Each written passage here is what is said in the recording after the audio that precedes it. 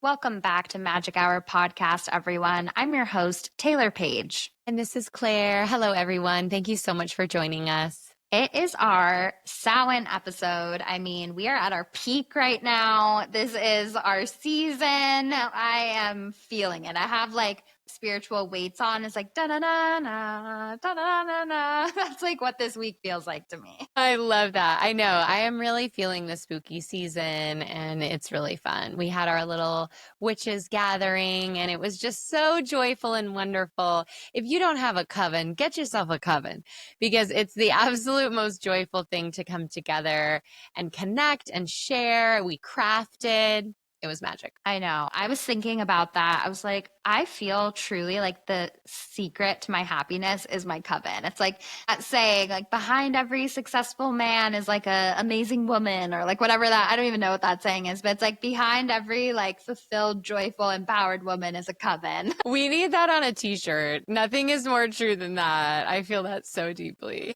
I know. I was even thinking like sometimes when I feel so heavy about the state of the world and this and that, I was thinking like, what if there were as many covens as churches? And what if on like every corner there was just a group of magical women working to make their community a better place and like living in alignment with the tenets of like being a witch, which is healing energy, spiritual energy, stewardship of the land, like caring for the less fortunate and the defenseless. And like, what if there was just a local coven in every single city or every single town that fought to make the world a better place and were like a safe haven for like women escaping domestic violence or adopted a local beach and did beach cleanups. Like, I think that we need as many covens as churches.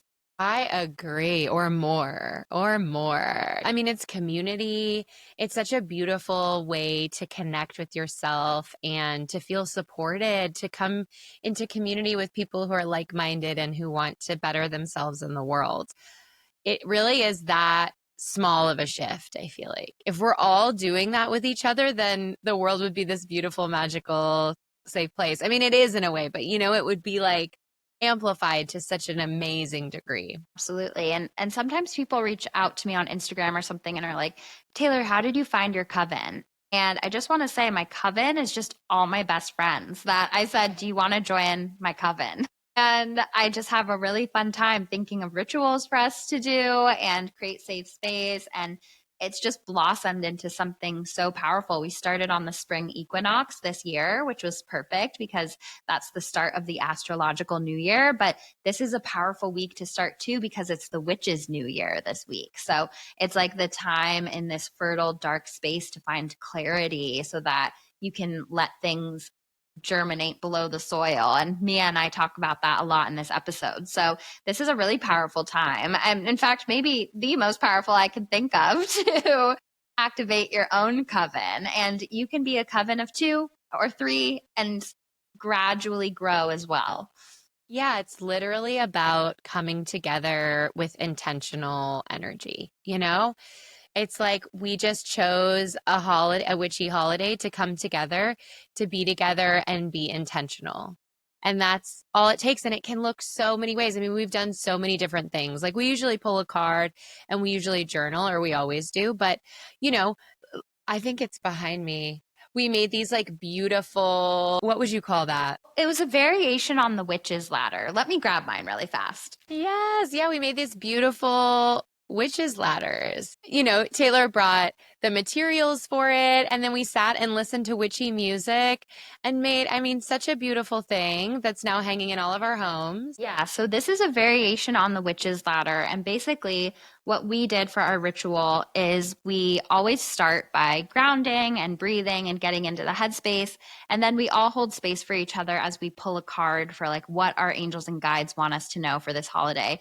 Full disclosure, we were a little bit rushed in this one because we talked for a really long time, but that was like what the medicine was for the group this month. Like that's what we needed. And then based on the card that we pulled or the message that we got, we picked like colors and charms that reflected that.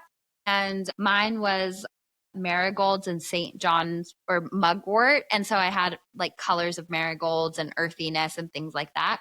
And then the way that like a witch's ladder works, or a way that you can do it, is basically it's 9 knots that you like tie into a thread, and you basically visualize. And visualization is such an important key word for witchcraft and magic. And Mia and I talk about this on the episode, that she and I both, as witches, aren't ones to just like follow a spell recipe. I picked colors that felt intentional to me based off of the card that I pulled.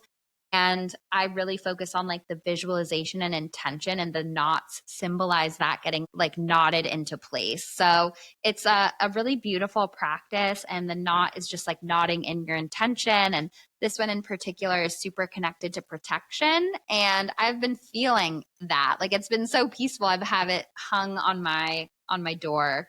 And there's a classic incantation you can say, but like, by knot of one, my will be done. There's like something you can say for all the knots, but I think it's just really powerful to like open up sacred space, get your divine downloads, use colors, associations, feelings, let that creative muscle get you out of your head and crafting something that feels in alignment, and then knotting that intention into the chords. I think it's really beautiful, really powerful. It was also really cool to see how all of ours were so different. Yeah, I know. I want to grab mine really quick. Okay, show us yours. And so if you're not watching on video, which I think by this point every platform has video, mine is like green and gold and orange, burnt orange, and very earthy. Show and tell. And then here's mine. And it was kind of funny because we did it in this beautiful low amber light. And so the colors I picked turned out to be different colors than I thought. Like one of them, it's like hot pink and lime green. And in the dim light, it looked more like a soft pink. They just looked different. So it was like kind of a fun surprise. And I felt like it really tied in. I picked a card called Pepper. And it was about like boundaries. And so I thought it was interesting. It was like more of like a spicy, fiery color scheme than I even totally realized. I love that. And then I picked, all sorts of things to symbolize my intentions and my hopes and dreams. And yeah, it just was such a beautiful ritual. And now we get to have it hanging in our space to remind us of each other and our intentions. Yeah, so powerful. And it shifted all of our moods so much. I do want to share a hot take that I have for this time of year before we get into the episode, though. So, you know me, I sometimes have different spiritual beliefs than the community at large. And that being said, I always preface this with that I really respect everybody's beliefs as long as they're not harming people. And this is one of those things that it's like, it's okay if we can agree to disagree. So I'm just prefacing this because this is a narrative that's very deep seated in the spiritual world. And that is that the veil is extra thin right now. And I just want to speak about that a little bit for this episode, because as a professional psychic medium, I can connect any day at any time reliably because of the way that I've developed. And I don't know any professional psychic mediums who are evidential and super developed who have to like wait for a witchy holiday to connect with the spirit world. So I just want to say, I do believe that like connections to our ancestors do not have to be limited to this time. But what I want to say is that I think that the wheel of the year fosters moments for reflection and spiritual connection, which makes us aware of the thin veil. So I think that there's a reason people say this, but it's more that we're in a reflective, transitional time where like a season is changing, or it's a halfway point, or it's a community gathering, or it's a time where we're getting intentional and silent and mindful, or just have more reverence in our day. So I think that these markers live epigenetically in our DNA as like these ancestral markers of when we would have been connecting and celebrating and connecting to source and spirit. And I think that for that reason, we can interpret it as the veil being thinner, but I think that the veil is always thin, and it's about us shifting our consciousness to recognize that. That makes sense. Cause yeah, I've heard people talk about that. And part of me wondered if it's like, for less developed people like me who can't usually tap in, maybe this is a moment that's more ripe for tapping in. But I think what you said is like, it is that, but not in the way that the veil becomes thin or it's thicker, but more in the way that like different moments in the year are ripe for different types of connection and reflection. Just like, you know, the winter can be a time of deep reflection and like integration, and the spring can be a good moment for like planting new seeds. And same with the moon cycles. I think there's like those moments where different types of connection are more accessible or feel like more readily available for us. And so maybe that's more what it means than that like the veil is literally thinner. Yeah, I think that the Wheel of the Year shows us time periods where the seasons are in transition or change, and there is like this kind of portal energy, which I think that sort of portal energy and that everything nature is doing is like holding a mirror back to the human experience. And so these witchy holidays are extra magical, are extra powerful, are these times that are calling us to like this sacred ancestral remembrance between transitions of seasons and being more intentional with our soul journey through the Wheel of the Year. But I just don't agree with saying the veil is thinner during this time. But I don't think that it's also super conscious. Like, I don't think people are saying that maybe meaning what I'm saying right now. I think they might just be sensing, like, ooh, it does feel extra, like, tingly and magical. And they're interpreting that as the veil being thin, which, like, that doesn't do any harm. But I just want to say, you can connect with your ancestors, honor them, get mediumship readings, develop your mediumship, even if you're a beginner at any time of the year. It's not only right now. That's such a good point.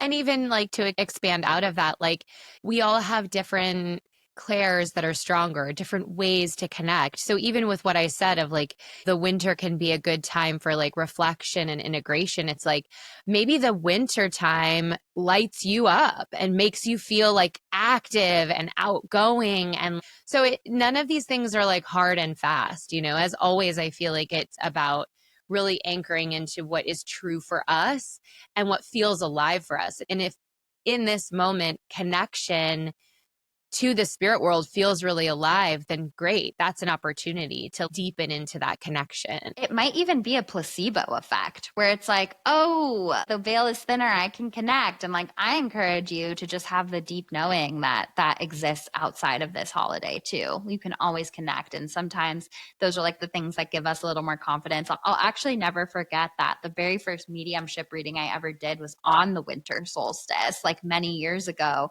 I had a gift card for a woman in Australia. This is back when I still did gift cards. Her son gave her a gift card, and she didn't realize that angels didn't mean past loved ones, that it was like a form of benevolent spirit guide. It was the winter solstice. It was super dark outside, and she only wanted to connect with her son who was in the spirit world.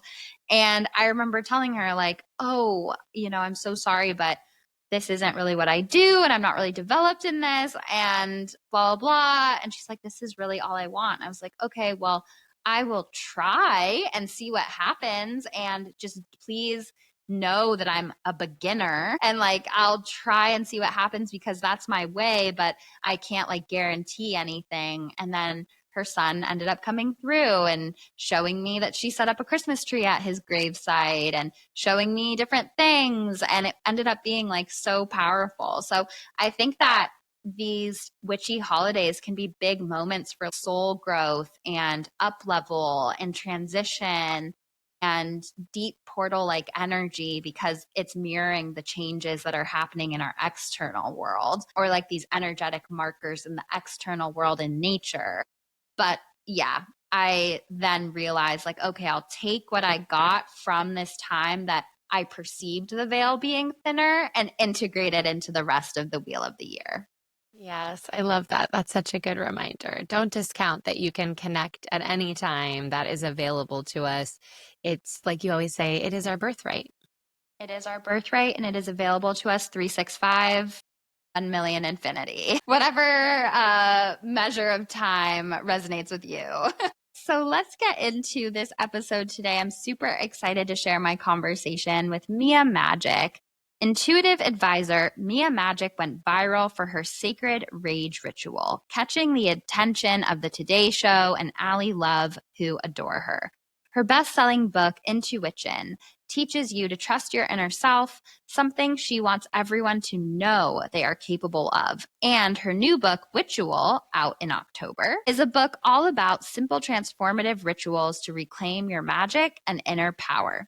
USA Today called her a spiritual fairy godmother as she empowers you to reconnect with your infinite spiritual abilities and helps identify personal blocks that are stopping you from stepping into your happiest, most powerful, and most fulfilled self. She is celebrated by the LA Times, Forbes, Fortune, and more. Welcome, welcome back to Magic Hour, Mia Magik.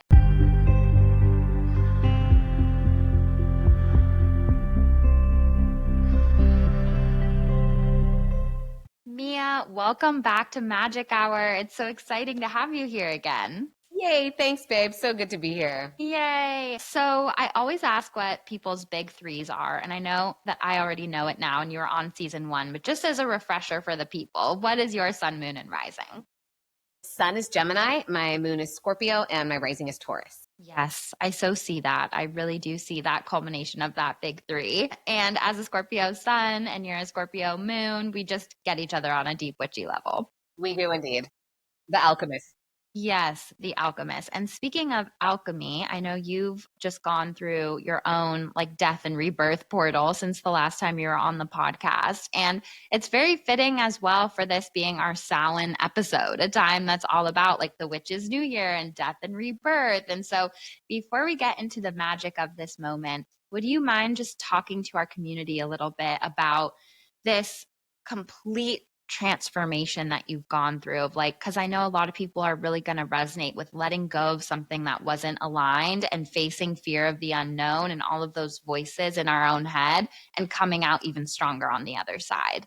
Woof, yes. So 2 years ago on Samhain, literally on Samhain night, on Halloween, on the full moon, I lost my familiar, my black cat, due to a cat sitter error who like closed her out of the house on the full moon. Anyways, horrible issue. I was in Tanzania on safari, and that was the deepest grief I've ever experienced. I lost my best friend in college. I'm not a stranger to loss, but I have never experienced a loss like that. And some people might not get it, but that cat was a literal reflection of me. There was a piece of my soul in that furry black body. And it was the most devastating thing. And my partner at the time could not hold me in that. He, come on, dragon, like just when I would be in a puddle on the floor, like just begging God to bring her back. And he would just he just didn't get it. And that was the beginning of the end for us. And 6 months later, we lost the cat that was his familiar, who was Minerva's brother, Merlin, also due to another cat sitter. It was a insane time. So we lost her on Samhain and him on spring equinox, which was their birthday. And by that time, it was clear that like the relationship also needed to die. And it was like, well, if we've kind of been staying together for the kids, like the kids are dead. And so are we. And that then I had spent more money than I ever had before, more time, more effort, a designer, an assistant, beautiful, like full Ravenclaw common room, like painted dark blue skies with golden stars. Like I had spent a very deeply intentional amount of time and money on my home.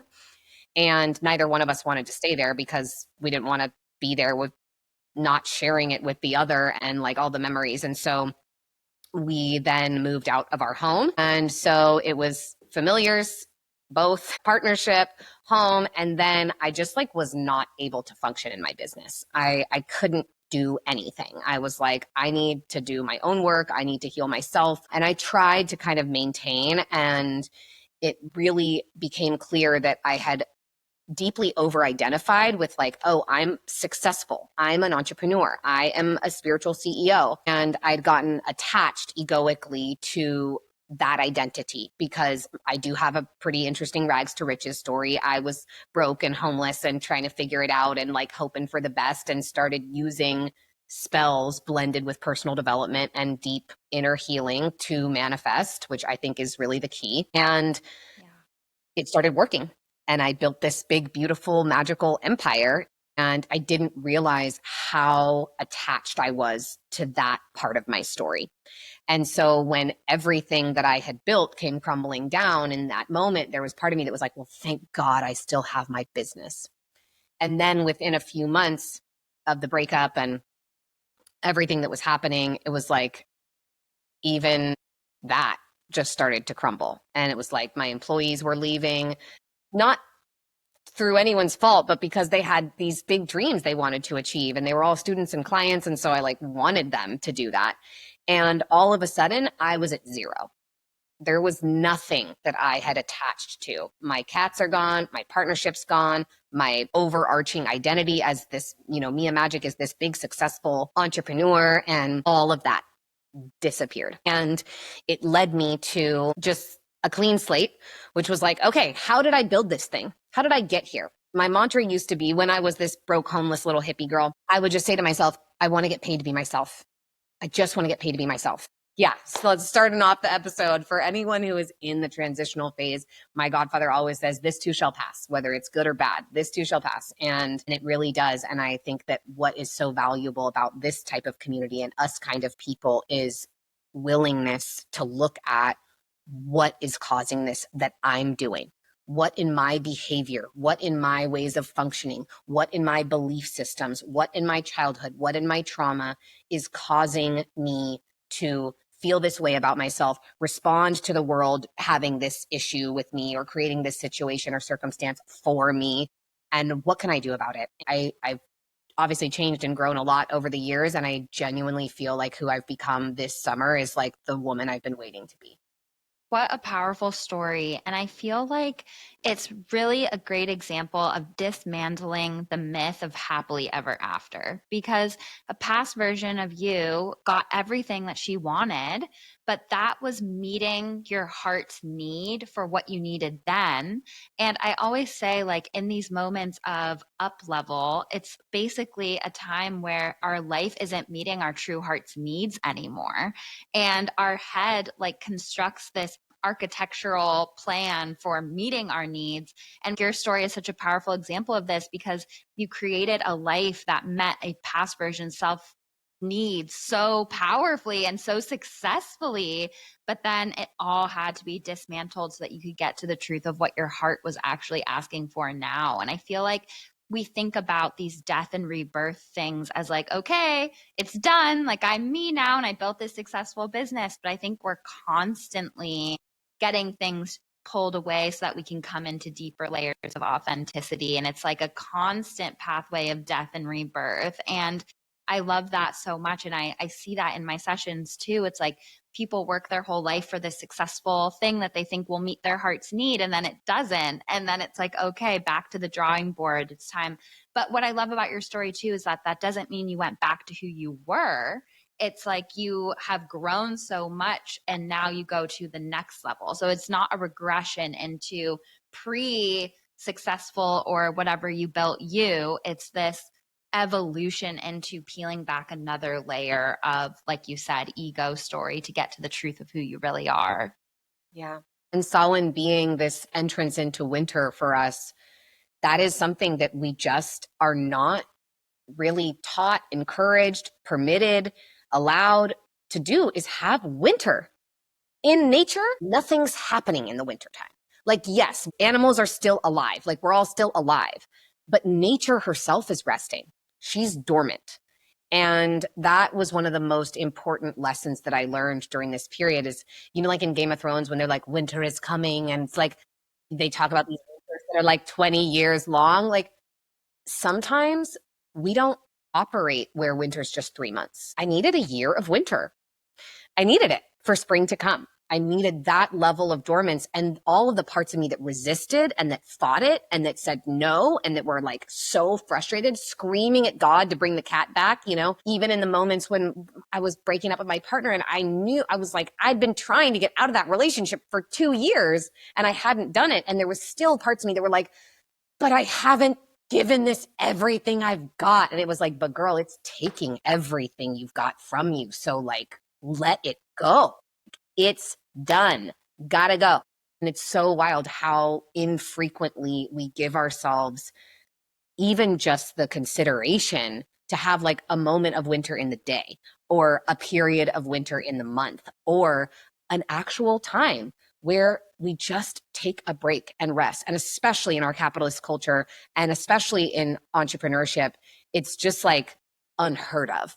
You just wouldn't even possibly, we'd have to be crazy to do that. And it was absolutely imperative for me. And spring has sprung, like what if I just kept resisting winter? So I just kept myself in it, and it's just like gray, dark doldrums in the abyss of my consciousness. No, now something beautiful has blossomed from it. And that, I think, is one of the most important pieces that I can pass on to people, is like, let winter happen to you. Just sink in, make some snowballs, and like, you're going to be fine. Do you want to build a snowman?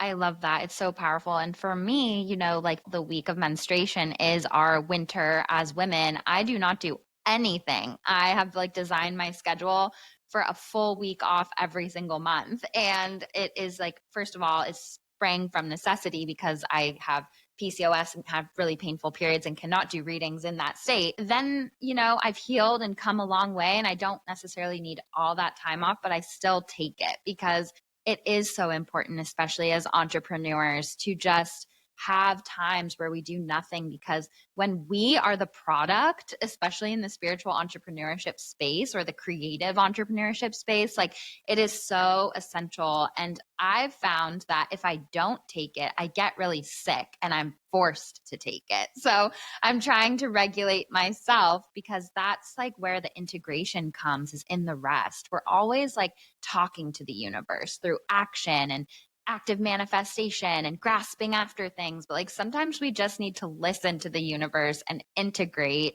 And that's so beautiful for winter. Yeah, totally. I love that. And I think it's important for some people just to know, like, that time of our moon, our dragon time, our bleeding time, that is exactly what we're supposed to do. Like back in the day, we would be in a red tent. That's why we all biologically sync up together when we spend time with other women. We all start bleeding together, is so that we can just take a break together and like, let's chill in the tent. Let's giggle. Let's talk shit. Let's eat snacks, like let's weave baskets back then. Let's skin some hides, but we're going to hang out together. I try to do that myself. And then, she'll throw me a curveball and come 5 days early when I'm bleeding a retreat or whatever it is. But, I think also something just to tap into moon time, since I know your audience is into that, something that I've really been learning is like the month that we've had really determines the quality of our moon. And so for me, like I've had such an amazing month. I have rested so much. I finished my moon, I think like right after Burning Man last month. And then now I'm like, I was out wake surfing on day 1 of my moon. I'm like, I had like 20 calls yesterday. Like I just felt so great. And it's because like I've been really well fucked. I've been really well rested. I've been really well fed. I've been having this amazing month. And so I think also like there are times where we really need to give ourselves that week or 4 days or whatever it is. You need that because you've been rushing, because you've been running, because your kids have driven you crazy, because there's been, family in town, or you lost your job or whatever it is. And like when there's a month that's really challenging, to give yourself that time to shed that energy and to let that version of yourself go, because that's what's happening, right? Your womb is saying, the version of me who would have been a mother this month, who would have made a child, who could have created life from this state, from who and how I've been, she's gone. That version is complete. Whoever I've made love with this month, whoever I've been this month, that's complete. And now there's something new that can arise. And so it also is, I really love to track, like, how did my month go?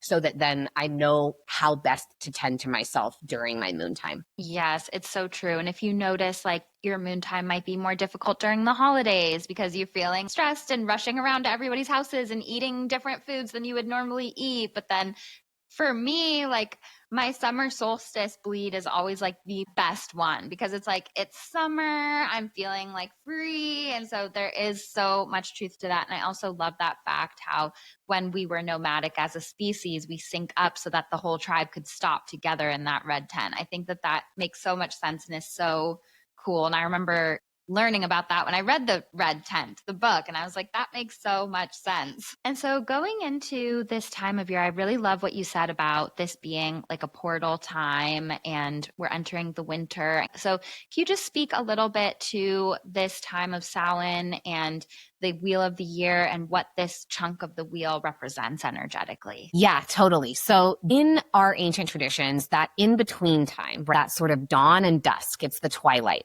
It's not daytime. It's not nighttime. There's no shadows cast, but there's still light out, right? So in between times are magical. It's this cross energy. It's not one, but it's not the other. So Samhain is very much that type of energy. It is the ultimate between time. There's still, at least for me, like it's still sunny and warm. Maybe there's like some crisp autumn days happening for you where you live. Everybody is really like gathering the last of the fruits, right? Because summer is when like the peaches and the cherries and the berries and everything's popping off, like everything's growing. There's nothing growing. It's not the starkness of winter yet, but everything in terms of production has slowed down. The leaves have changed color. Maybe they're not all gone yet, but they're moving in that direction. And so Samhain is an in-between time.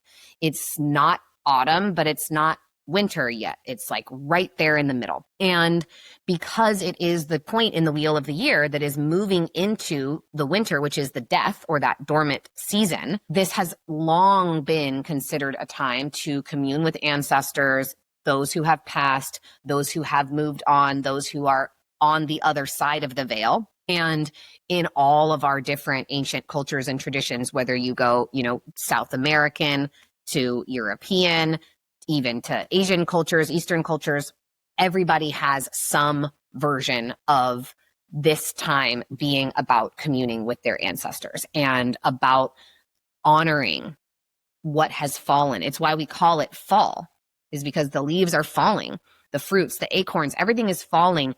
And what we forget is that which falls, even like, you see people like our HOA like requires the leaf blower guy to come. I'm like, leave my leaves, okay? Like leave them. I want them in piles. I want to be able to jump on them, like I want the little animals and critters that live in those piles to do their thing. We take all of that away. But those leaves that are falling, that is the fuel and the food for the future tree. That is why like the soil that comes underneath, when you go to a real forest that hasn't been leaf blown, you dig your hand into like that beautiful black gold soil underneath the litter of leaves, and it is so rich, full of microorganisms, full of mycelium, full of nutrients and minerals. Like it is so healthy and precious. And that's one of the reasons why our soil is so desecrated now, is because we do just like clear off everything that covers it, that actually becomes this beautiful compost. And so Samhain is the time of recognizing that. And even the word humility, we think that like, oh, humble yourself before God and like, be small. The word humility comes from humus, which is the word for that soil in the forest floor. It is like what falls away, what you let go of, what you allow to die from yourself, whether that's belief systems, old ways of being, relationships that are out of alignment, jobs that don't work for you, whatever you let fall away in this time is actually designed to help fuel and feed your future. And so that is where the origin of humility comes from. It's like, are you willing to let that stuff go? Are you willing to let the old fall away and die in order for yourself to rise reborn? And that's certainly, what we started this conversation off with. Like I resisted for a bit. I was not releasing. I was holding on to my leaves with everything I had. Like, no, I will not let these leaves fall. And then finally it was like, okay. And I just released the grip and they fell away. And they became food and fuel for me. So this time is so beautiful. And it was also just Yom Kippur. So I had a bunch of Jewish sisters. So we had epic Yom Kippur ritual. And it's all about this same energy. What are we letting go of? What are we releasing? How are we allowing these old parts and beliefs and behaviors to fall away so that we can make space for something new? Whether that's a partnership, a job, a new home, new community, or just a new feeling within ourselves. It's such a potent and important time to really be watching that, because then the winter is that reflection, introspection. Something that I really recommend for people in winter is like, try deleting your social media for a week, or don't watch TV. I know this is like a time when people just like turn the TV on and like we think about watching movies together, which like is fine in some ways, but there's so much distraction now. And winter used to, like, imagine if you lived in a teepee with your family and it's freezing cold outside and all you've got is you guys around the fire, and that's it. And there's like a little bit of caribou meat left, and you're just hoping for the best. And like, that is what your winter would have looked like. That's what all of our winters would have looked like. And something that's also really important during this time for us to remember is we live like royalty. Throughout the entirety of human species, even the poorest of us live like royalty compared to the vast majority of human history. Running water, hot water, central heating, air conditioning, like, to be able to be like, oh, it's 115 degrees outside. I'd like it to be 65 in here. What? Like, that's unheard of throughout our entire species. And so just taking the time and giving yourself the opportunity to recognize that and spend a little bit of your day, of your week, of your season in awareness of that is really helpful. And then the thing that farmers do during the winter is take inventory. What have I got left? What worked? What didn't? What do I want to do differently? How do I want to show up in a new way? And that's why in a lot of traditions, we call this the witch's new year. There's so many different, right? We have like the Gregorian calendar. Some people think that the winter solstice is the new year. Some people consider the equinox and the lunar new year. There's a lot of different traditions that say when the new year is. But the reason why witches start this new year is so that we have that winter as the beginning. This is the first moment of the year. Let me use this winter to build who I'm becoming. Let me use this dark time, the void. Let that be my gestation period. Let me figure out who I am and what I want to be and how I want to show up during this time where there's nothing to distract me from it. And unfortunately, now we have a lot of distractions. I lived in a beautiful lodge in Montana last year that didn't have a TV, and it was so great. And I just like read 12 books and sat by the fire and went out in my big fur coat on snowy walks, even when it was 5 degrees Fahrenheit outside. And it was profoundly beautiful. And it changed my life. Like, that was one of the periods where really accepting winter, metaphorically and literally, was one of the greatest gifts in my life. And so that's what Samhain is, an invitation into that season and loving and honoring that season and caring for it and lighting those, the jack-o'-lanterns, the pumpkins that we light are representative of us carrying the light forward into that season. And we use gourds because gourds were one of the only plants, vegetables, fruits, foodstuffs that would maintain. You can keep a squash on your counter for months. And so they were an imperative staple for people in the Americas to be able to survive through cold winters. It's so beautiful that now we forget. We just like, oh, carve the funny face in it. But it's like, no, this plant helped our species survive, allowed us to be here. And then we put the little light in it, which would have been like fat, which was precious. You would have lit a candle with fat, maybe some beeswax if you could find it, and carry that light forward into this dark time. And it's important for us to remember that we are the light now. The light won't be as present, so we have to shine, and we get to utilize that. How are we showing up? How are we honoring ourselves, our actions, with what's falling away and what we're replacing it with? And how do we allow ourselves to shine through this period of darkness? This episode of Magic Hour podcast is brought to you by Magic of Eye. You guys, I have been obsessed with Magic of Eye since 2018. I have a big stack of their planners. Magic of Eye is a company that makes the most magical planners, journals, moon calendars. They have been a dream partner for me in the pod. Their whole mission is to help you live in alignment with the magic of the cosmos. And if there is one tool that is going to take your astrological and magical practices to the next level, it is their planners. They have monthly breakdowns of astrological themes. They have a daily calendar aspectarian that says what the planets are doing every day. This is what really helped me take my astro practice to the next level, was really sitting with and understanding what the planets were doing every day and how that connected to my birth chart and what my actual experience of that energy is. You can use code MAGICHourPod at checkout for 10% off. Magic of I is not only your planner, but it's also your ephemeris, your journal, and your book of shadows all in one place, here to help guide you to create your most magical life. It made me so sad when you were talking about blowing the leaves away and that disrupting the intricate processes of nature's death and rebirth portal. It just breaks my heart the way we sanitize nature from this entitled place of our comfort, I guess. But something that popped into my head when you were saying that is that as a culture, we really are obsessed with youth and themes that are tied to like spring and summer. And I think on like a deep subconscious or conscious level, we're afraid of aging, we're afraid of surrender, we're afraid of yin energy. And that's really this time of year that we're coming into.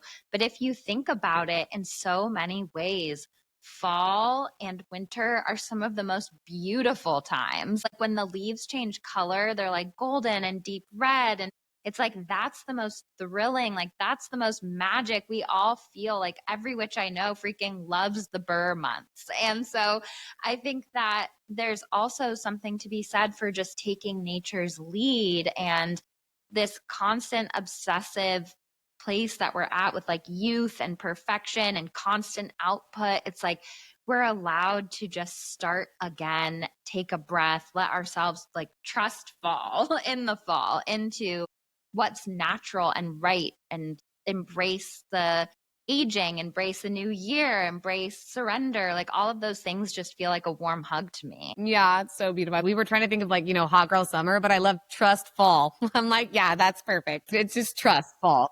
Exactly. And even it being the new year also makes so much sense, because when you're pregnant, that is like a womb-like dark gestational period, just like the pile of leaves being the food for the future trees. Like that makes so much sense to me why it's the new year, because everything, when you're living in co-creation with spirit, you're not always trying to force and push and control. And it does bloom from a place of unknown and trust falling. So I know you have your book, Witchual, which is so exciting. And I've read a few chapters of it and it's so great.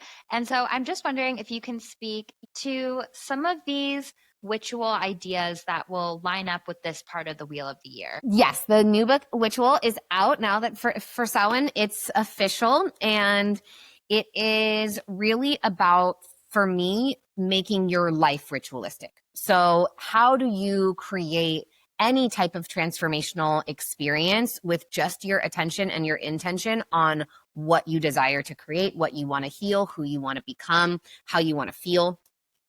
And so a lot of what we've been talking about is like the impetus for the ritual. I think this is a great time for release rituals. This is a great time for letting go. So write and burns, just like writing a letter to the universe. Something that I did was, one of the pieces for Yom Kippur was about, are there any stagnants in your relationships? And because Samhain is so tied to relations, like we think about, it's the ones that have come before us or the ones who have passed, but it's like our parents are still our ancestors. They just have, some of us are lucky enough to still have them here. So like I've been having this big issue with my dad, and I built a fire last night and I just proclaimed it. I wrote it down. I was like, I release any and all of the painful karmic ties between the two of us. Like whatever wounds need to be healed, I proclaim that they are healed. I did this longer thing, right? But I wrote it down. I spoke it out loud. I shared it with my sisters, and then I just burned it in the fire. That's a super simple, easy way to create transformation. Fire is the great transformer. Having a conversation with someone who you can trust, like actually trust, to support and reflect to you. So like I was talking to my sister about this thing that was coming up for me with my lover, and she was like, girl, this doesn't sound like this is about him. This sounds like this is about your dad. And she was so right. Like, my dad does not self-source his own love. He seeks external validation. He's always been like a philanderer and a ladies' man. And now he's, old, and God bless him, still really trying to make it work. So I was living out that same pattern of, I'm trying to make sure that someone else is providing my worth or my value or is reflecting that to me rather than self-sourcing it. And that has been one of my biggest complaints with my dad my whole life. And it's been something that, like, when I watch, I have this disdain for, and I'm like, oh. And so even just being able to notice in yourself, in your patterns, okay, this thing that I'm doing where I'm like making it about this other person, or I'm making it their fault, or I'm like blaming someone, or I'm causing drama or whatever, you're trying to melt that need or get that need fulfilled. Even still, the only person who can fulfill that need is you. So winter is the period of the elder. It is the wise one, and which means wise. So we are being asked to live in our wisdom during this time. And that is, again, back to the Samhain portal, that is the invitation for this part of the wheel of the year. It's like, what would we do? Those old ladies that are just totally shameless, like they don't give a fuck. They say what they want. They do what they want. They're like, that is actually how we're all meant to be. We're like that in our youth when we're born, and we become like that in our elderhood. It's this middle period where we get so lost and we're not in our authenticity. We're being who we think other people want us to be or who we should be. And so it's a beautiful opportunity at Samhain to really tap into, who do I want to be? What do I need to do? What can I trust in fall and let fall away in order to then be that wise elder now as exactly who I am, without running away and without having to wait. Why wait until the end? Why not live in that kind of freedom? And that's really the invitation that Samhain is offering us. Love that. And I love how you see magic, because it's very in alignment with how I see magic too. It's like soul level witchcraft. It's not giving you a recipe to follow where it's like, light a red candle and use cinnamon oil and say this, because there's nothing embodied about that. And it's also different if you craft that on your own because you're speaking a language with the universe that those are correspondences for. But just following somebody else's recipe list is not going to shift. That's why someone was asking me about defensive magic and like shield spells. And I was like, no shield spell is going to be more powerful than you learning boundaries. It's just like that simple. That is the most powerful type of magic, like no fire ritual is going to be as powerful as you choosing to make a brave choice. It's like the way that we show up in the present moment with love, power, and joy is our magic. The way that we feel the fear and do it anyway is our magic. So I love the way that you talk about magic. I love what you just called it, soul level witchcraft. Like, that's it. That's it. Yeah.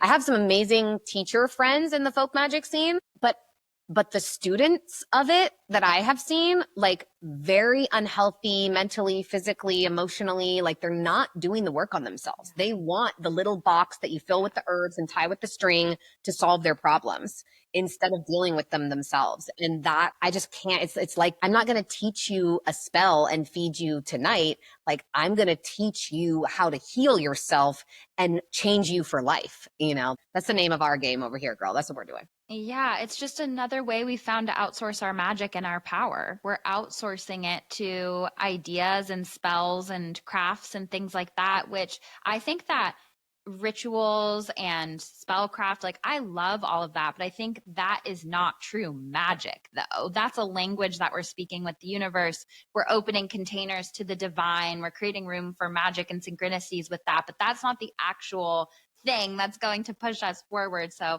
I so agree. It's like we are outsourcing our magic to everything except meeting our own needs and listening to our own heart. And I think that what you're putting out there is so powerful for that. And I just really resonate with it. By the way, when you were talking about that sort of in between hour where it's not quite night, it's not quite day, it's dusk, and it's this portal energy, that's why this podcast is named Magic Hour. It's named after that dusk in between. So I love that. It is the magic hour. Yes, exactly. And so I wanted to ask you, because in your book, I came across a part where you talk about doing a funeral rite in Ireland for Samhain. And I'm wondering if you could share a little bit of that experience of that Samhain magic. Oh my gosh, yes. And that's my favorite folk magic teacher who I do love so much, Celeste Made Moonlight. She is amazing. And so I went to her retreat.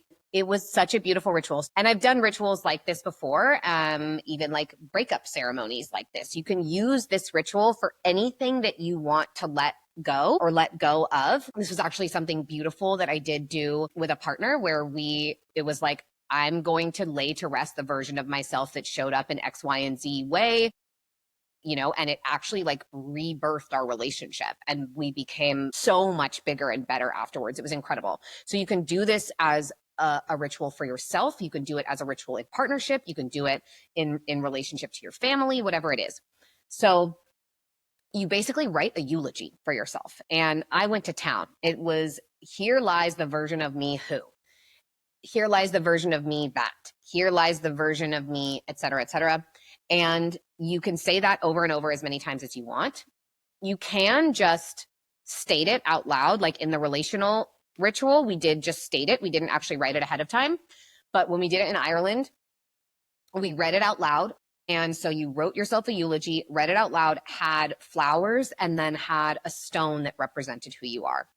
And so when we did this relational ritual, we just took the stones and like threw them out into the water. In Ireland, we buried the stones and we actually buried them. And I was surrounded by horses and I buried my stone and the horses all came over and like nuzzled the dirt of the stones. And then I poured flowers on it and they're like breathing all over the flowers and they're like all rubbing themselves on me. It was like they felt what was happening and it was so powerful and beautiful.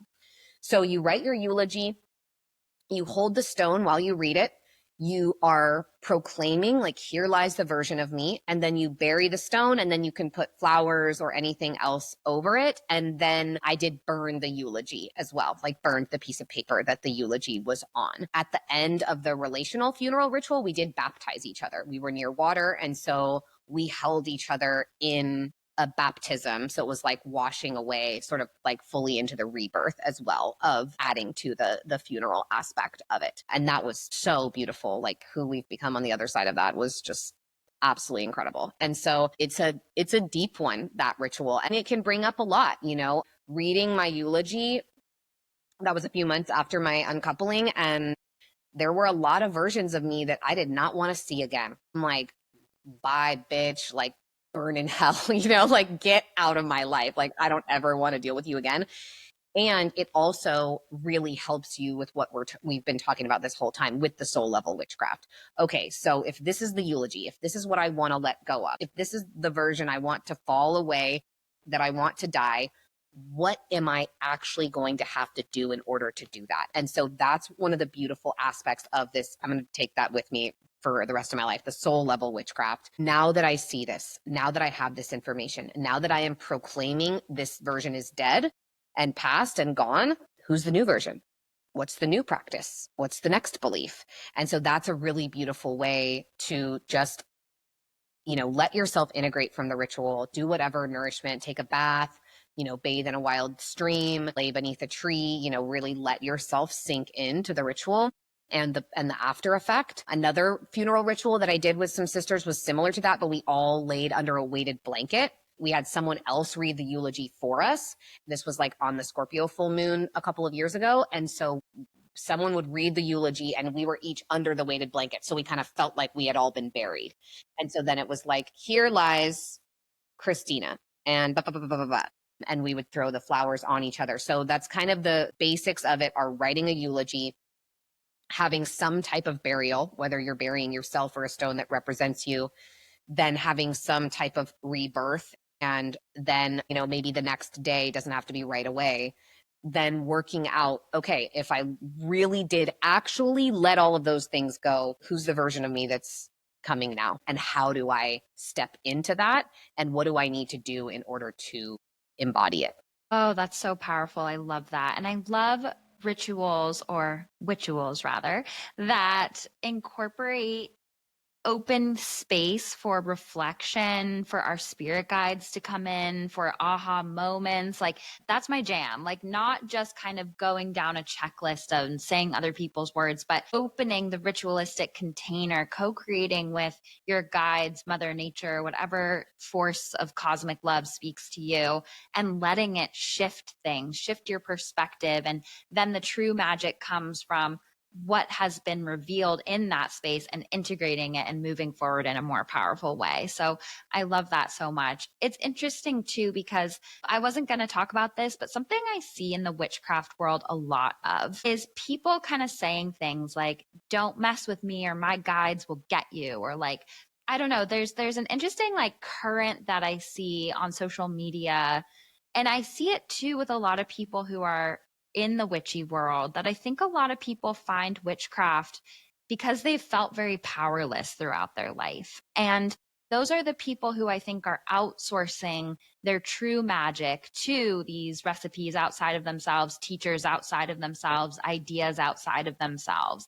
It's because they truly don't believe they're powerful, or haven't historically felt like they're powerful, or historically like people who are naturally witchy are usually people who grew up bullied, not really feeling like they fit in the margins in some way, which was very much my experience. And I know it was yours too, because we talked about it on your first episode here.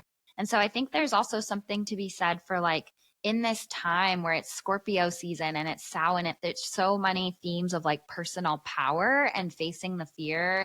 I always say when we feel the fear and do it anyway, that's what unlocks our magic. And I think that like this portion of the Wheel of the Year is really highlighting that. And I think if you notice yourself in your witchcraft practice, sort of outsourcing your power or thinking like my guides will handle it, or they can't mess with me because I'm divinely protected, like, yes. And where do you need to step more into your power for yourself? Or like Mia was saying in the beginning, where are you not meeting that need for yourself? And that's just a current that I've seen a lot in the witchy world. I think, it's like what you said. I loved what you said about defensive magic. And for me, the protection magic, same deal. It's like, well, do you trust yourself?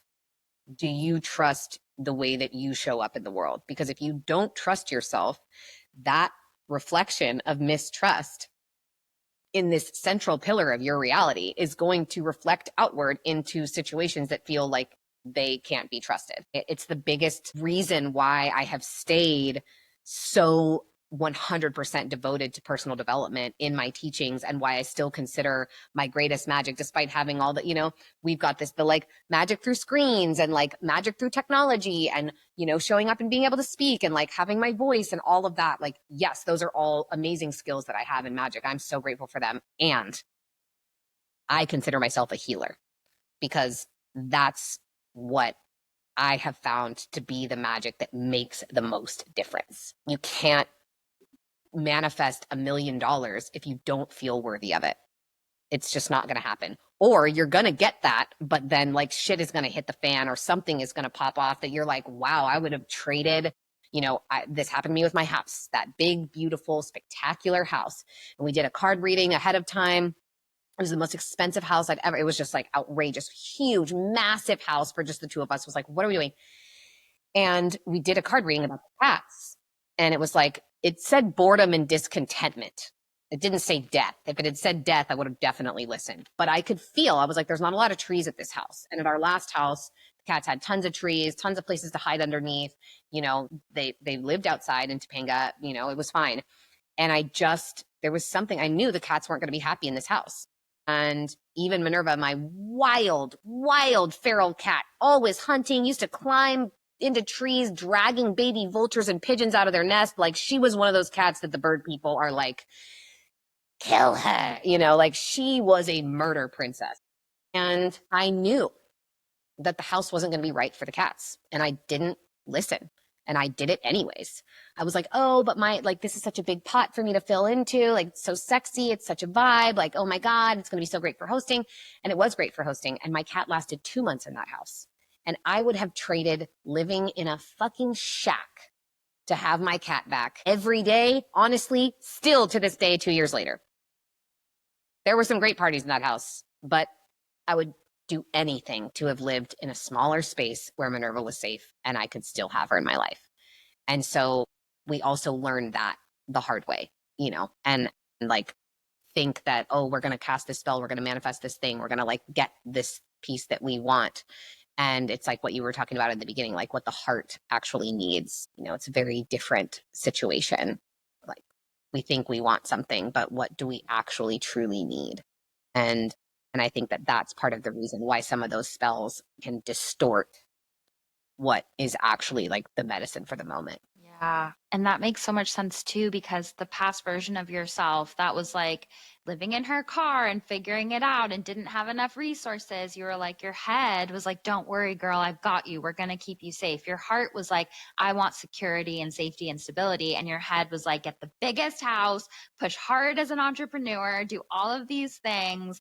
And then the universe and Samhain is like such a portal where we all might be feeling this a little bit, was like, okay, where do we need to shake this up to reconnect you with what your heart needs now? And then sometimes we get what our heart needed and we don't need it anymore because we've sourced it for ourselves, and then we're just ready for what's next too. So it's like a spectrum of how it can manifest. Absolutely. Yeah. Oh, I could talk to you forever, Mia. There's so many other things I want to talk to you about, but somehow the hour has already flown by. So I know so many people in the community are already familiar with you and your work, but for people who are just finding you now, where can they find you? Where can they get your books? All of the things. Yeah, so everything is under Mia Magik, MIAMAGIK. So my website, YouTube, Instagram, TikTok, everything is Mia Magik. And my new book, Witchual, is out. And so it's spelled like witch, witchual. She loves making up her own words, And it's available wherever books are sold. And it's really kept me going through that dark night of the soul. And so it is a collection of all the rituals and the things that I was doing and that were really helping me to heal. And they're simple. They're not anything that's going to force you to reorganize your life in order to fit it in. They're things that you can do with everything that you're already doing, the way that you make your coffee, the way that you take your shower, the way that you go to a wedding, the way that you get married, whatever it is, the way that you have a breakup. It's all about just bringing more attention and intention into your life and how we can add these beautiful rituals and more ritualistic, more intentional ways of being to really help ourselves live as those fearlessly authentic, empowered versions of who we've always dreamed we could be. I love that. And it's so needed. And I can't wait to complete it. I've read a few chapters and I'm loving it, like I was saying earlier. So I'm really excited to keep reading it. And I know everybody is going to love it. So definitely go get that book. And are you doing a book tour at all? That remains to be seen. We're thinking about it. Last year, it was actually so fun. We did the New York moment in February when the book came out in January. And then we did the Miami version months and months later. And it was actually so fun. And everybody, instead of just buying the book there, everyone's read the book and has their favorite parts and had great questions. So I think we're going to just do a little slightly more delayed version because that was really, really fun to do last time. Love that. Yeah. Then it's like a book club more than just telling them about the book. So I love that.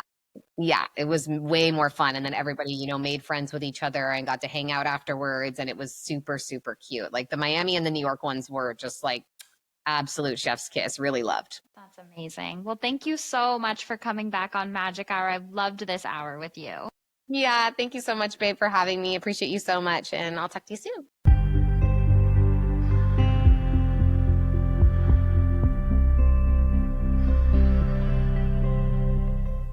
Welcome back to Sitting with Spirit, the part of the podcast where I sit with our angels, our guides, our loved ones in the spirit world and give the messages that most want to be shared for the collective, take what resonates and leave the rest. So before we get into Sitting with Spirit's messages this week, I just wanted to give a shout out to Michael Cardenas of The Old Ways. He's The Old Ways on Instagram.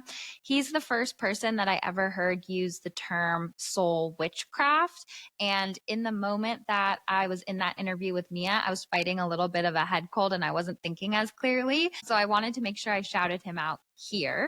And he was the guest on Magic Hour episode 208. So I'm not sure if he originated that term or if he learned it somewhere else, but check out that episode because we talk about soul level witchcraft episode 208 with him. So going into the messages for the week or whenever you're finding this episode, it was very interesting because today I went out of my way to sit in the power, which is, if you're familiar with this podcast, it is the spiritualist version of meditation, sitting in the power. And I sit in the power almost every day, but today I wanted to make a point of sitting a little longer in the power. And I was sitting in the power before recording this, and I knew that there was going to be a blend of personal lessons and what I was meant to share on this Sitting with Spirit, because that's always the way it goes. And so I was sitting in the power a little bit longer than usual. And, you know, in this busy social media day and age, we are infiltrated with so many opinions, ideas, thoughts, sales, advertising. It's like just this nonstop maelstrom of noise. And as I was sitting in the power, all of a sudden I saw this vivid indigo eye pop up right in front of my third eye and just heard the word focus. And it's more like I felt the word focus. And this felt like an important message, not only for me, but for the collective, is that we're in this moment right now where it is a unprecedented war for our attention, and things are purposely chaotic, dysregulating, unsettling, intense, and it cuts our focus away from what is actually in our control, what we can do to help things, what really does matter to us. And there's just so many distractions. And before we know it, the distractions that really matter at a 2 are taking our attention away from what matters at a 10. And we're all feeling a little scattered, not fully satisfied in any area, pulled thin. And so I encourage you to even imagine this like vivid indigo eye, or even just an orb of indigo light right in front of your third eye when you're meditating. Plug into that word of focus like a mantra. Just plug into that and focus, focus, focus. And I think it's so important to balance the amount of noise that we're infiltrated with silence. And I've said this quote before on the podcast. Eileen Davies, a medium that I studied with in the UK, says that silence is to the soul what food is to the body. We need more silence. And instead of outsourcing everything to all the outside noise, we have to make sure we're equally tuning into ourselves. That's what really felt important for the message this week, is really this sentiment of, in a world that is extra chaotic, we are in a master class of learning to focus, to reclaim our attention, and to put that attention on what is actually in our power here and now. And it was really interesting because, like I said, my guides were telling me that that was a part of like the lesson right now. And it was for me too, of like focus, and social media can be so distracting. And then like halfway through the meditation, I heard this knocking in my office room. It was like knock, knock, knock. And I was like, okay, because sometimes I ask my guides to make the walls crack as the energy is building so that I can like kind of feel that or know that the power is building. But it was this knock, knock, knocking. And I knew that they were trying to distract me because my word was focus. But I failed the test. So I like paused my timer. I got up out of my chair. I went to explore the knocking. And then as soon as I went to go look, I heard it a couple more times and then it completely stopped. And I was like, okay, got it. I know that there were deeper lessons in like holding my center no matter what's happening outside of me. And I totally just failed that. So my B, and I just started the timer again and sat for a lot longer, but at least I tried. So this is all to say, we're never going to be perfect, but focus, focus, focus as a key word, because everything feels very scattered. And that leads me to the next image that I saw from our angels this week, which was a tornado. And when I see tornado as a symbol, it is a symbol of things feeling really out of our control, a lot of moving pieces, a lot of layers to the energy, and it's usually up to us to find the eye of the storm where we can. And when I saw the tornado symbol, it gave me a feeling of navigating some heaviness collectively, some intensity, fear about the future, worry.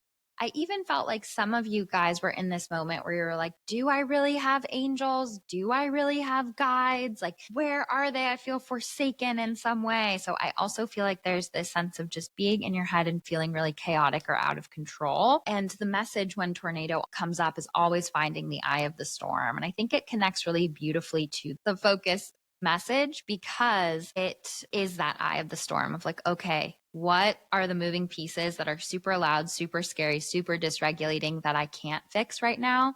And what can I actually do right now? And then I saw my symbol for moving on from something, moving forward, moving on, letting go, drifting away. And I know that this sitting with spirit, so I record these like pretty far in advance. I know this one coming out is going to be our Samhain episode. So I'm sure that the energy is intensified. It's Scorpio season, but I did feel the energy feeling very heightened right now. And I really feel like in many ways we're in our masterclass era as a collective, and it all feels really designed for us to step into our power in deeper ways, to up level, to access our magic. We've been living through very Plutonian times since 2020. And Pluto's lesson is always, how bad does it have to get before you let it go? How heavy does it have to get before you allow yourself to let go of the reins so you're no longer dragged trying to hold on to it? And Pluto's other lesson is, how can I make a more powerful choice in this moment? And I think that in a big way is what's being activated on the individual and the collective. And then I also saw tiger as an animal guide this week. And when I saw this tiger sort of like crouched and crawling to get a drink of water, and it just gave me this feeling of like strong, powerful, ferocious, but also had this element of focus too. Like there was something about the way that it was so sure and how it was walking to the stream to get water that just felt like it knew what it had to do, when it had to do it, and how to take care of itself. And it was imparting a little bit of that strength and confidence and ferocity into us. So tiger as an animal guide, similar to lion, but less about leadership and courage and more about this sort of inward, quiet strength is the feeling that I got from tiger. And so this is actually really funny, but I felt called to pull a tarot card for the week. And I was like, I know this is going to be our Samhain sitting with spirit. I was like, ha ha, how funny would it be if I pulled the death card? That would be so perfect.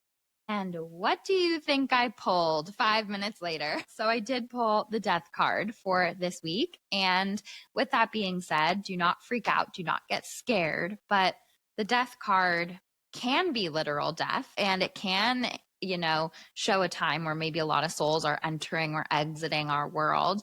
But 99.9% of the time, if not more, it's a very symbolic card of a version of self dying, something dying away from our life, letting go. And it goes back to that moving on message that I gave earlier as well. And so some of the key words of the death card are transformation, endings, new beginnings, change. And this really goes with that heightened energy as well, like really in this moment where, and it makes sense because like Mia and I were talking about in the episode, when all the leaves are falling, that creates the space for new life. and it's all a part of rebirth. And Samhain is all about death and rebirth. So if there was ever a time to pull the death card, it would be now. And nature is mimicking this message as well. So it was so on the nose that I pulled that card. And the message that I got as I was pulling this card too is we can't erase the importance of yin energy. And I had to personally learn this lesson so much during last Scorpio season. I was sick in bed for almost all of last year's Scorpio season. I had like the worst case of COVID, and I was taking all the medicine, doing all the things, and it just like was not going away, and it was really intense, and I just needed that time to rest. I was super burnt out, and that's what, had me change my whole business model and like this whole thing. But I just did not take care of myself the way that I needed to. And just like nature, we need these time periods of rest and going slow. And if we don't take them, we get sick and our body, forces us to rest. And so there's a message here that technology and this pace of life that we're in the modern world is making us feel like we have to show up like robots. We have to just be constantly on, constantly productive, constantly generating. But we're not robots. We are spirit in a human body. We are part of nature, and we are plugged into nature. And the farther we stray from that, trying to maybe even subconsciously show up like a robot, or show up as quote unquote perfect, or show up as whatever shiny image of what a human should be, we digest and metabolize in our subconscious, the more we resist rest and empty space and integration. And that's the fastest way that we can shoot ourselves in the foot and not let ourselves up level. And I know I've talked about this before, but chances are the life that you're calling in for yourself includes a sense of ease, spaciousness, and rest. And chances are your dream life, or what you pictured for yourself, isn't hustling and fight or flight for the rest of your life. And finding safety, nervous system regulation, permission, and space for those things now is going to be what really makes you ready to call in that life that you want for yourself, of more ease, spaciousness, simplicity, and freedom. And ultimately, if our nervous system doesn't feel safe in spaciousness and ease, when we're working to manifest freedom, it will be very hard for us to actually keep that. And that's what was happening to me. Every little inch of freedom I had, I filled in my books of more work I could do to fill that space, and I burnt myself out to the ground. And so I think this death card, one of the messages for the collective here is, how can you let this internalized capitalism, resistance of the yin, die away so that you can actually create your most free, authentic, joyful, sustainable, balanced life? And as a major arcana card, it shows us, and we know that it makes sense that I would pull a major arcana for this witchy holiday, because it is a holiday. It is a significant point in the year, and it's the witch's new year. So it's like, what are we not bringing into this next phase of the wheel? What are we letting die away? What are we not bringing into this new year with us? And the major arcana cards come at big moments on the map of our life, at times where we are thinking about things in a bigger way, where change is happening.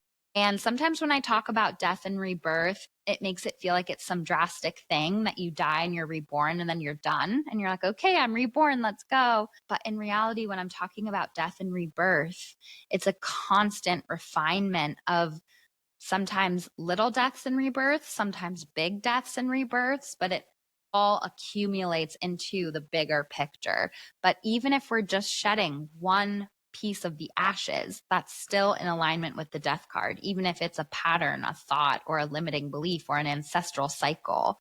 And then sometimes it's as big as ending a relationship, moving to another country, having some sort of illness. Like sometimes it's a huge thing. But wherever your theme or lesson or experience is falling on the spectrum, what are you not carrying forward into this next chapter? And how are you ready to make space for something more beautiful or authentic to come in? And so it's really interesting because for the mediumship this week, I was tuning in and a cacophony of spirit people were coming through. And it was very interesting because they more wanted to speak as a collective and as a group through me this week. And so I was connecting with a group of like 5 to 6 different people in spirit who would have been seen as problem ancestors. They were the narcissists. They were the ones that were selfish. They were the ones that did harm through their actions. They were the ones that felt very misunderstood. They're the ones taking responsibility for starting or fostering a lot of wounding in the legacy. And I tried to just narrow down and connect to this one grandfather that was there, but then it was like, no, this isn't about just one of us. It's about us as a type of ancestor. And we all want to speak at once and give this message at the same time. So I have problem relatives in quotes here on my notes. And they were saying that Samhain is a holiday that means so much to them in the spirit world because so often we want to focus on the ancestors that we know we're good with, that we know love us and we love them, and that those are the people that we consciously like work with throughout the year. We want to talk to them, we're close to them.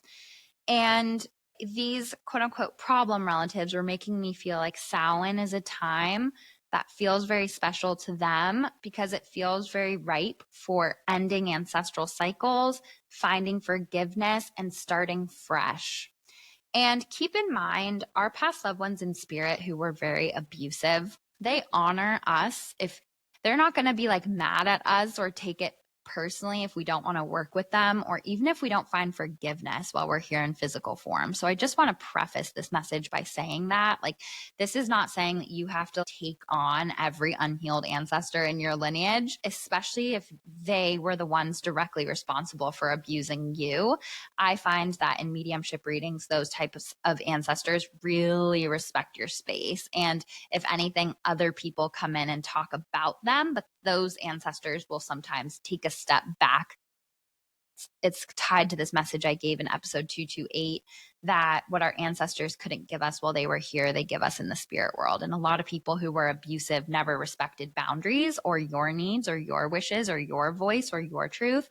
And so they do that while they're in spirit. But for those of you who kind of know, like, yeah, you know, I know my mom had a difficult relationship with her mom and she's in the spirit world. Like, for those of you that are a step back from the abuse, who might be able to separate it a little bit more, or even those who have found forgiveness for their abuser, or even like abuse is a hard word, but this is a spectrum too, from like full on abuse to just the difficult problem relative that was hard to connect with. It's like there's a spectrum there. So take what applies to you. And I think that's why they were all coming in together at varying degrees, because it feels like this is a moment for deep ancestral healing and cycle breaking, for starting a new cycle, for maybe giving like an offering to those ancestors and they give you an offering back as a sign of like rebirth and forgiveness and the lineage, acknowledging the past, but moving forward into a more healed present. And the message was, we're not evil spirits. I think sometimes people think like, oh, if these people did bad things, then on the other side, they're like these bad spirits that we don't want near us, or we can get spooked by them if we're not aware. But you know my theory that spirit is all love, and that's been my experience as well, even the people that have done horrible things. So I think that these ancestors, it means a lot to them when people in their lineage can find forgiveness or move forward or turn over a new leaf. And Samhain feels like a really beautiful point in the year if you want to do that deeper work. You can write a letter to them. You can leave an offering to them.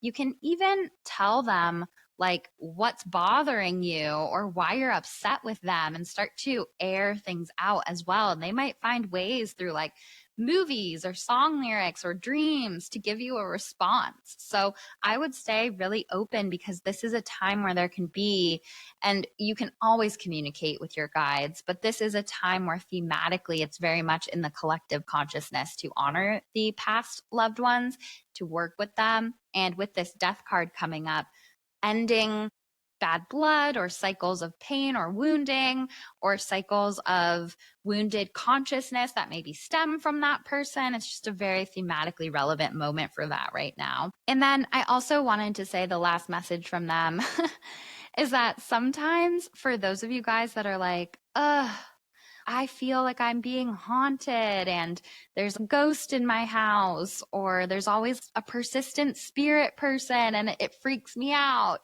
The message that I got is that oftentimes these sort of problem relatives are the ones trying to get your attention the most desperately, because they're the ones that have a message to give, an apology to give, that want to clear the air, that want to share their perspective. They're not trying to scare you. So I think sometimes if that's happening to you, maybe use this as a time to be like, okay, I'm going to consciously tune in to, this relative that I know, like my dad hasn't forgiven yet and blah, blah, blah, but I'm going to see if I can just write a letter to them or sense them. Like, it might be one of the quote unquote problem relatives trying to get your attention. And it is really funny because as an evidential medium, it sometimes shocks people who comes through in my sessions, because they were expecting like their aunt that they were super close with and they love so much and they were best friends. But then instead they get the like recluse grandpa that was super mean and blah, blah, blah. And it's because those are the people that have sometimes the most pressing apology or message to give. So maybe this Samhain, if you feel called, or if this is resonating with you, maybe set an intention to not just work with the ancestors that you're in super great like standing with, but also maybe see if there's a way that this could be a fresh start for the ancestors that were less than loving when they were here. So I hope that this was helpful. I still can't get over that I pulled the death card this week. And I know that because of that, this must be an intense moment. So I'm sending you all so much love. Have a blessed Samhain, and we will see you next week.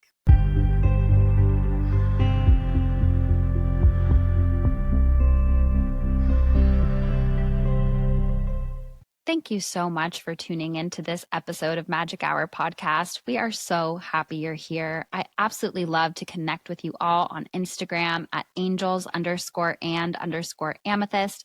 I love to get your thoughts on each episode, and I get so excited to get your emails to contact@magichourpod.com. Make sure you're subscribing to Magic Hour so you never miss a new episode in your inbox. We have so many amazing guests right around the corner. As always, please make sure to send your 5-star reviews on Apple Podcasts and Spotify to contact@magichourpod.com, and we'll enter you into an angel reading giveaway with me, which is just my favorite thing, to get to connect with the Hummingbird community in that way. You get a bonus entry if you also send a screenshot of your YouTube subscription, and also a screenshot of sharing us on your story and tagging us at Magic Hour Podcast on Instagram. The next giveaway will happen when we hit 288 5-star reviews on Spotify and Apple Podcasts. We so appreciate you sharing the podcast with other magical people, and it really helps us keep this project alive. To learn more about me, my work, to book a reading with me, to take a workshop, please visit angelsandamethyst.com. And remember, you are magic.